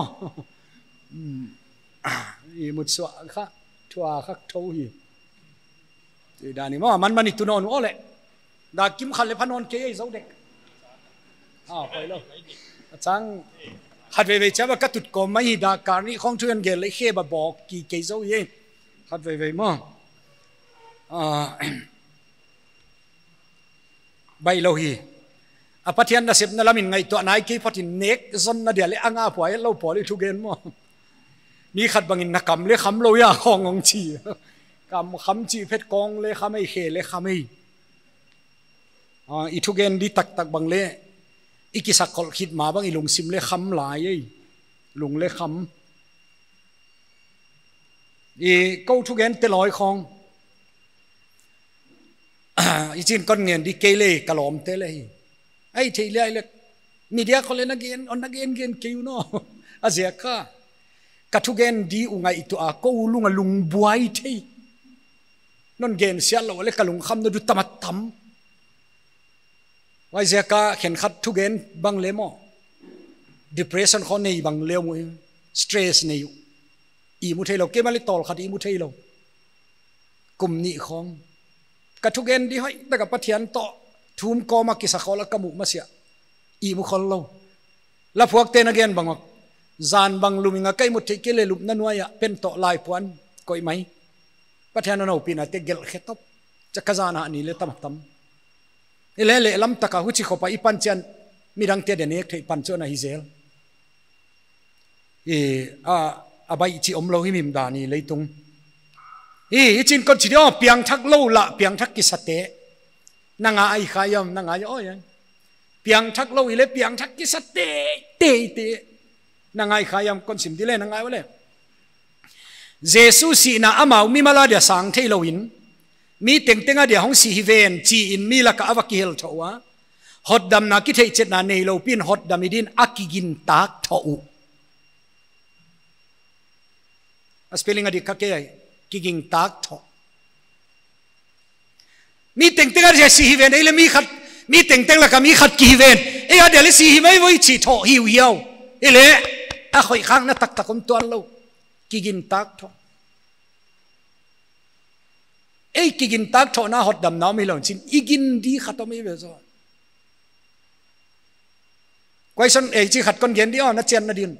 jing khong chele kon gen chong chiang jok sem lai na din nagin na zia ka hot dam hi lo na hi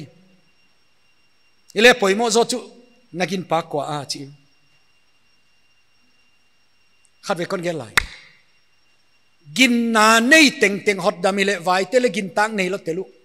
hindu te le gin tang nei lo telu hile gin na zia ka kwa ma hot dam hi lo in chin nagin pa kwa a chi to kisaya hi na hot dam na ma khazing chale gen chet di hi wana piang thak lo ile piang thak ki sa te anangai no le jesu si na amau mi mala dia sang thei lo in mi tenga dia hong si hi ven sorry ani nai ma ni khel na ki mu na ki phong na dik tak nei lo ai manun mi te khel na mu thei ma in amau khelna aki mu thei kiwa amau bel hi hoi le hi dik aki sagi geu hi na ngai khai ama khelna ki mu ngei lo ama khelna le ki phong ngei lo ama chu hi hoi le hi dik ki sagi mi khelna mu bai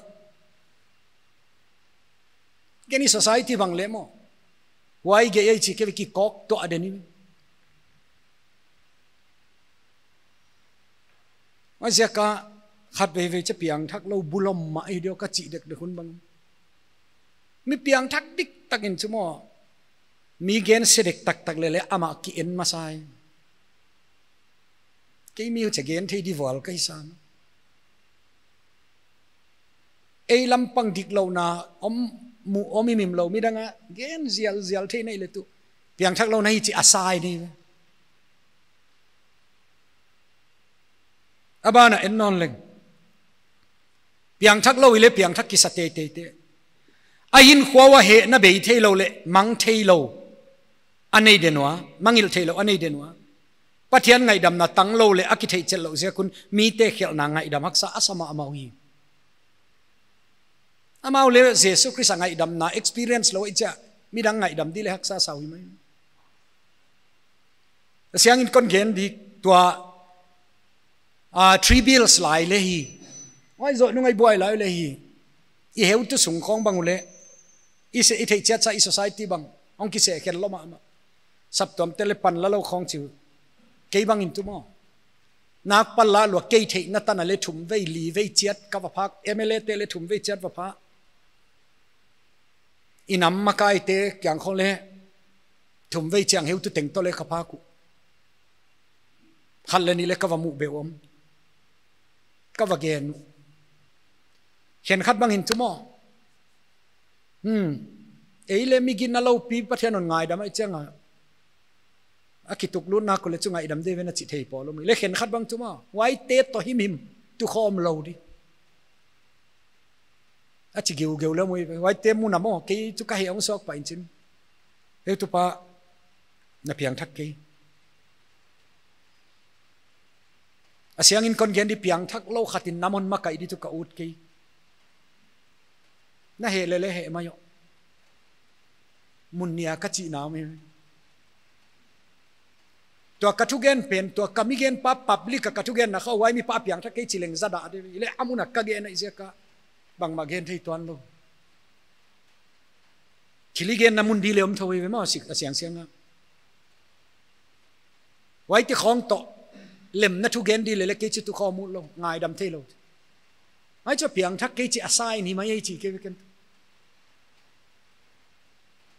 khau i wel thoi khen khat wa zeka to ka ba phak khana te gen te nan kon gen ai ven ei la ka le yo ji ngai dam thei mong lo ta te ngai dam thei lo pa ngai dam thei lo zala ma ka ho na khat bang apan kha anu nak vok thei loi changa anu le pai ken kapa ngai dam non lo di chi geu mai lem kamit mua kapian anu chi tu ka je bang tengi le jesu ngai dam na experience le chin ngai dam zo thau di nei ka chi te mai ya azakina hin khwa he na be thei lo mau khen khát băng mo na si te khong kong lut tu nga non bol dan mong to ke hunita chet tek te ngai dam thei lo le mium thu yo kum som ni paisa non bol dan chi lai til khong chu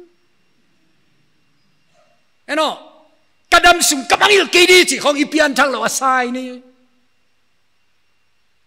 non bol dan mong kadam sung mangil non lo di chi bal khong mo pathian ta dik takin chi thei lo di wa zaka yai dan khong na in khwa om le mo nào te siang takin kon gen di na pian thang na chiang ki hak chu hak sai we ngai dam chi khong ilung tang su na hin ta khat ngai dam di chi chu pai teu lo hi le jesu in ai mai ke dia hak sa le on chỉ dấu sắc thấu abana piang thak lo piang thak ki sa te yai bang chumo amun le kon gen mai di bung mwala upa kem nei ke ve ke thu gen dan chialu upa ngen som thum le ngang pai khomu kelle upa ngen nai cha hot dam na thu kon gen pi di la kiswang la sim kai cha na testimony khat khatin non gen di wa na pian thak dan u che na pian thak ve tu le sap tom kep di dan khong le in khozat di dan khong i ke ma jang to le met zo di vo na din munu ki theile ka chi le khat bangong ding to nong he nang zan je ka thu gen nai on muang lo nai am no pian ma khong a sap tom kem ta ka yu chi mok ke le wai la khong ka phel khau tho lai ki zat tung lai changa thu gen de non chia loi ke thu hi tamai na gen di na ut ke na pai di mai ka chi le ong pau no ne lo a chairman pau tun cho sikhina ke ka u lam tak ken kon gen di chan ge ne on gen le adang te len ge nu wai a u lo pa bang tu mo bung mo la biakin thum ve ka bol na ita khat ve na le founder member ka ni na le kai to thum na le panglai kai chi khan gen mo ki ke le wai lam kon dong ke na pian thak dan hi ka chi le ko hun lai nu chi dan le om se ke chi zamai u papa piang thak lo na hi na pian thak na gen diom lo sab to mana ki zat na experience khong i voi na gen lel tak he simle chi le na piang thak ke sab to mi pi ma wai dan an ko khileng tu mo on su za la ki di kai ele ya mun kon gen ai ka chi le ki ngai to de du hi thau dien dong kem kon zat za tu le mo som thum le nga hong lu la ka som le khat ten jesu on dam pa sang un chin adang te chu piang thak sang lu tu waya he pa bang ki pak lo ma man chin ka pai de ka a khadan posak zama u chi khong khau de om he la pai cha a khon posak te di ba om zel le u thwai di dan ni ngayo ka chinop mi piang thak lo te mo a testimony kho igen sang le mo a salvation experience gen ding nei anei kiwa iba le Christian life le saptoma akizat na khong pe wa gen zo u eno no veng la khong le thau de ya upate bang meeting tak tak le ko khwa zo chi polom tun ri o tho ko khala ma hi dan ko veng kho le om lo te la i chiang a pian thang no gen khang nei lo le saptoma kep khang dan kho chu gen wang la ku pian thak na gen lut kha thei lo ve mi piang thak lo ten keni cha chi se upate la kole hang san pi pek ka gen mai ken khat bang akitel tel mi di dang om lo chang upa de tel ching khang mok pian thak je khilo le om lo teli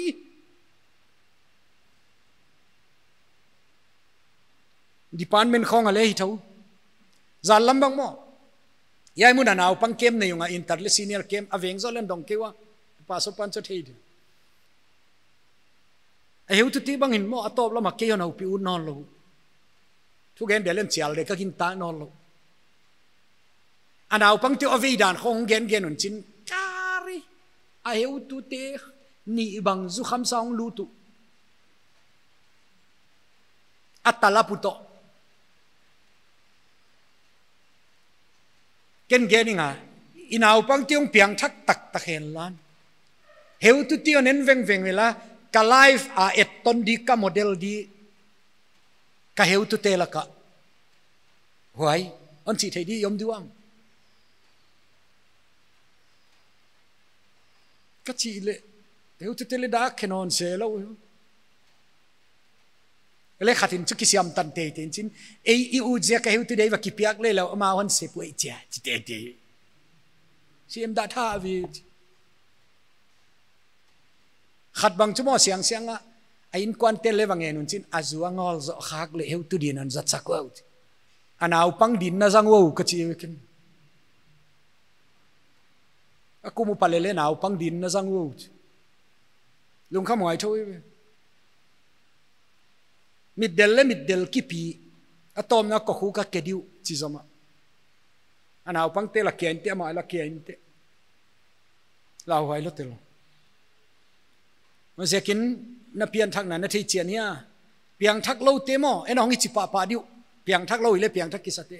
pathian lama ki piak zo de u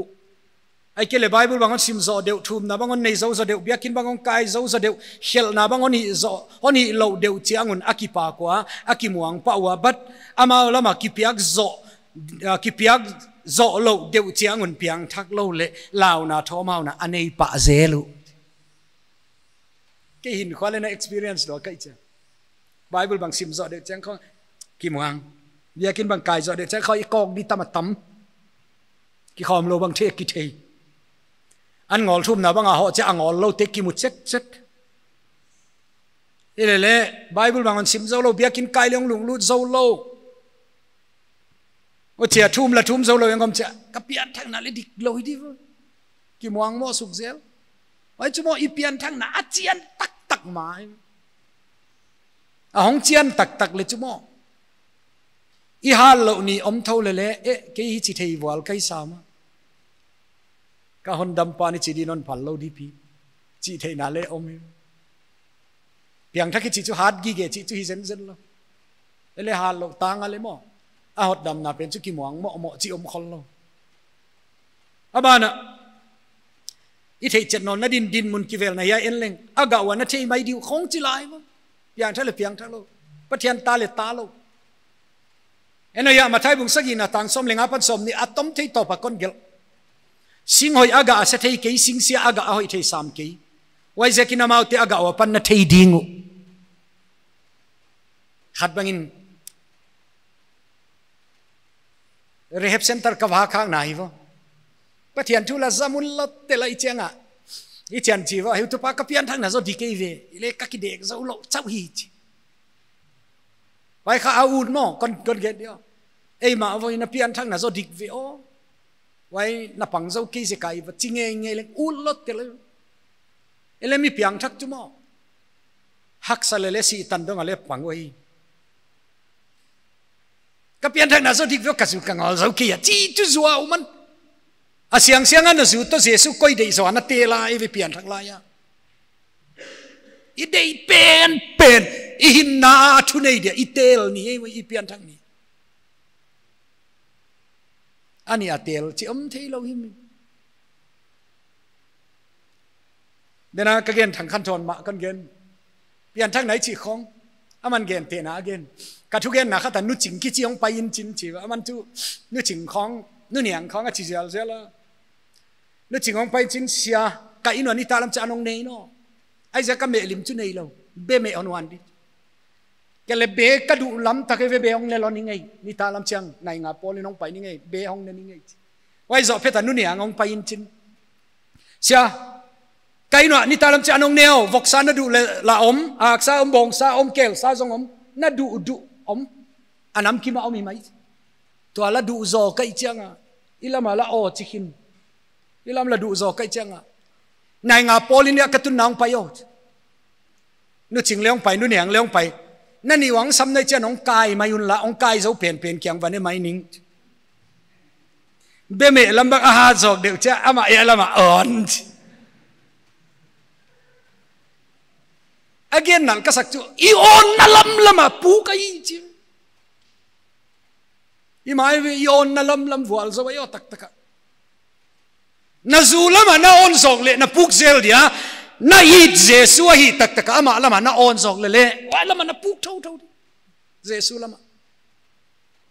pian thak nai chi wai nia decision i bol ni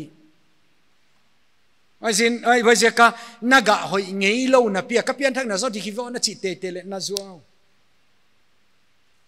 liar will go to hell is a man ai te kon tai ka na hi mai na tampi gen man no lo di kai zekin na pian thak na chiang tak hia chi tunin ngai toila piang thak lo te a ya yan gen leng apolama ui khong bum hat te le mi ngai hat te le twal that te le milim be te le kwa pe zuaw thu dei a zuaw thu bol te a om hi van gam polam ge na yo zuaw khong ba le hang san tak again toi chi kha van gam polama om di na hi chi asai ni mai ko ni lai kha khat na bunguk tang kwa na kheminom keyun ki ngai hat te yam milim be te yam ang kom te yam mi huk te yam to ko huk te yam guta te yam mi wai ham te yam zu kham hat te yam sel hat te yam leb gu te yam pathian gam leb gu te yam in pathian gam alwa ke ding ya bul tungan pat kheminom ke wo mi piang thak le mi hi chi om lot te la hi zu dol leo ma hi ang kom leo ma hi chỉ không ông cái khem lệ gin tất cái ô hít chỉ bằng hít tên bắt chân cầm lúa lâu hít mìm đuôi hít dù muốn nộp na dù khăm thấy lệ gin khăm với cái ya content tel với cái wan sa thì lệ tết tu kilang chen ấy vậy tết tu hiai tết hiu ang kom na kingai na thang vậy na huk na milim biang na bum na wan na kinang na hazan na he na kilan na om tuam na gin tuam na dei go na tual tha na zumun nop na zu kham na hi chi te khong hu chi banga thili ching ten pathian gam alwa ke ding chei sia kin zu le kham the khong ki bwal bwalin nuam sign live bang le enjoy in le piang thaki te te de na ki gin ta le chu pathian gam lo alo di hiu lai siang taun chiang ta kan chei sia kin tunin ngai to na pe zom de to pa ke kapian thang na chiang lo ma hi vengo achiang on musakin ka khalam mi thoni wak sakin khwak the na tani lowin on experience sakin on musakin on nei sakin on tang sakin na hot dam na ka poimo chi theidin to pa na thui gen teng teng itan chia to din on wal zol sak ta hen thum na kon ne yo to pa tu sun hun kholum ma ma nuaya na happy na tonon jang saka na tunga kipang ma main kipa thu kan gen a hi tuin dakar khat khong singpi don na hun le tol dam na hun nei det kai manun happy takin ka khol lai un leng na thu ka gen sa teu pansanin on ve lai la e serious taka to pana hot dam na jong ten mu a hi dan on phok sakila na khana sep na ka hin na an kilang sak lai lai din na happy na kon nge nu hi ka singpi don du tele ko te ka kholun sung na om pi na on nge nin si san man tamal le hon dam pa jesu minin kang thu mo hi amen.